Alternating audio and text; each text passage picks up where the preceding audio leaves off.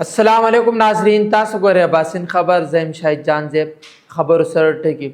پاکستان د بھارتی وزیر اعظم اشتعال انگیز او د نفرت نه ډک بیانونه رد کړي.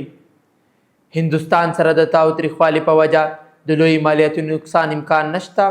وزیر خزانه محمد اورنګزیب. خبرو تفصیل سره.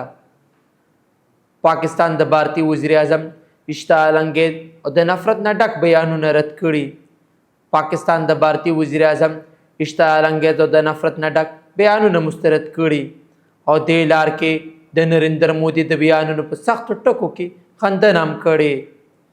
د خارجه دفتر ترجمان ویلي چې پاکستان د نریندر مودي بیانات په مکمله توګه مسترد کوي ځکه چې د بھارتی وزیر اعظم بیانونه د عالمي قوانین خلاف ورزي باندې مبني خطرناک دي. خارجه دفتر ترجمان ویل چې مودي په خپل فالس فلیګ اپریشن وکړو، بیا یې په پاکستان الزام ولګولو. جنگي حالات جوړ کړل. مودي په خطه کې امن ته نقصان رسول غواړي. شفقت علي خان مخکې وویل چې پاکستان کې کشیدګۍ کې د کمای لپاره ضروري قدمونه پورته کولو ته تیار دی. سیز فایر د دوست ملکونو کوششونو سیاسي په نتیجه کې ممکنه شوې. د خارجه دفتر ترجمان زیاته کړې چې د کشیدګۍ دوران پاکستان ډیره د تحمل مظاهره کړې او د خپل ملک دفاع بهترین انداز کې کړې.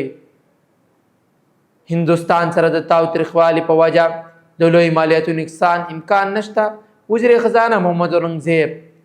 د خزانه وزیر محمد اورنګزیب ویل چې هندوستان سره د تاوتریخوالي په وجه د پاکستان د لوی مالیاتي نقصان امکان نشته. دفاعي ضرورتو یقیني جوړولو لپاره ټول قدمونه به پورته کوو.